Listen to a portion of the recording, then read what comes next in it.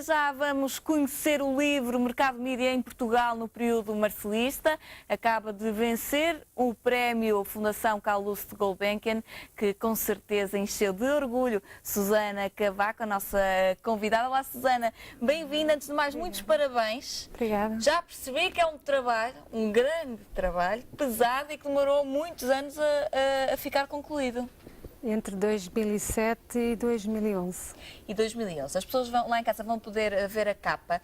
Eu acho que a capa já diz muito do livro. Sim. Tem aqui uma simbologia. A mão direita que segura com força os jornais, machuca um bocadinho, vá lá. Até caem ali umas letras. Agarra com força os jornais. E o reflexo é que caem algumas letras, que é o símbolo de uma certa censura económica, para além da censura política que existia no regime no regime do Estado Novo, no tempo de Marcelo Caetano. No tempo de Marcelo Caetano e no tempo também de Salazar, houve aqui alguma diferença, alguma evolução relativamente à imprensa e aos mídias? Em termos de censura, bom, Marcelo Caetano oscilou. Na minha perspectiva, as eleições legislativas de 1969 apresentaram-se como um balão de ensaio. Ele ensaiou uma abertura e apostou na assessoria de comunicação de forma oculta. Eu acho que foi uma experiência para perceber se podia ou não, mais à frente, prescindir da censura. Ele abriu o regime, ou melhor, abriu o Parlamento, renovou o Parlamento em mais de 70%. Portanto, havia alguma intenção de abertura do regime. Foi buscar gente aguerrida, gente que era conhecida como contestatária, como por exemplo Balsemão, que era administrador do Diário Popular, e conseguiu convencer esse e outros jovens a pertencerem à União Nacional, com a perspectiva de abertura do regime. Convenceu-os, mas não disse, eles não sabiam, nem a imprensa sabia, que existia um assessor de comunicação, que era um amigo leal, já de longa data, De Marcelo? Já no tempo de Salazar, esteve ligado ao Diário Ilustrado, enfim, e saiu porque era mais liberal que o regime, vá lá. E apoia Marcelo Caetano, disponibiliza-se, ele aceita, e ele apresenta-se como assessor de comunicação. Junto das empresas média, ele exerce uma certa pressão económica, uma censura económica, de certa forma, porque ele era diretor de uma agência de comunicação, de uma agência de publicidade, e que estava ligado ao grupo Borges Irmão. As coisas que a Susana nos vem aqui contar. Porque muita coisa que está aqui vem de relatórios, alguns deles ocultos. Os relatórios não são ocultos. Não, são todos. Os relatórios e contas das empresas são públicos. Os que são ocultos, para a época, hoje não, porque está na Torre de Tombo, fazem parte do arquivo. Sim, mas que ninguém sabe o trabalho dele lá, não é só a Susana, ou a Susana e poucos mais. Quem gosta? Que gostam. Quem gosta de banhos de ar-condicionado? Não é o caso hoje aqui em estúdio, não é?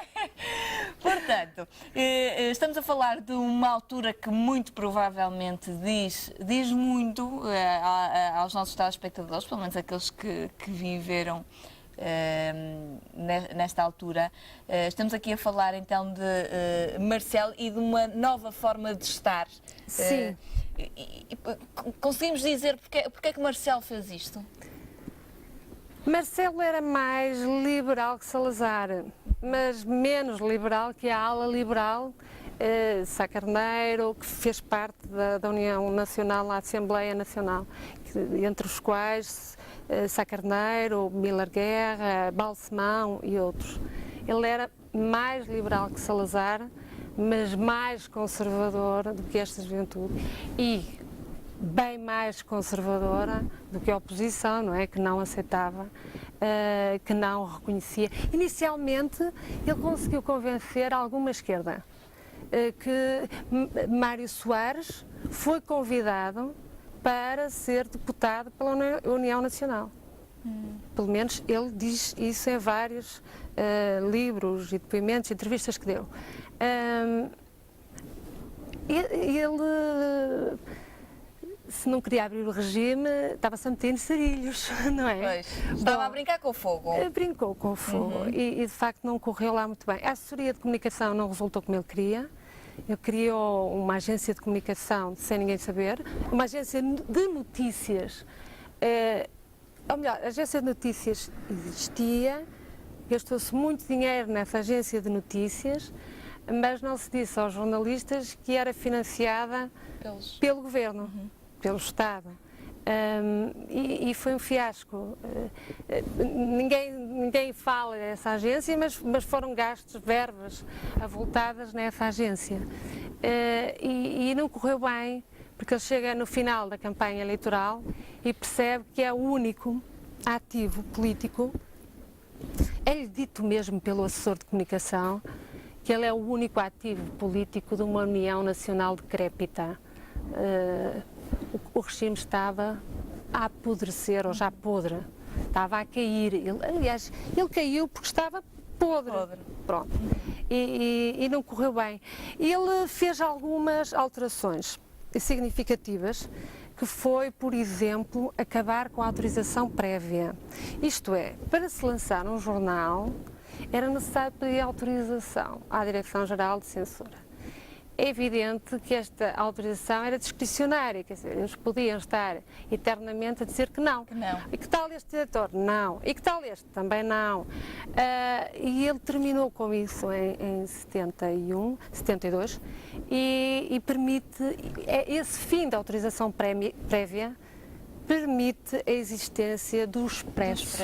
Em 73. Em 73. Nessa altura, Balsemão ainda era deputado, mas estava em choque frontal, digamos assim, com o governo de Marcelo Caetano. Portanto, muitas destas realidades podem ser conhecidas no livro de Susana Cavaco, a nossa convidada, vencedora do prémio da Fundação Carlos Gulbenkian. Muito obrigada, Susana. Adorei conhecê-la. Obrigada. Muito obrigada. Vamos agora dar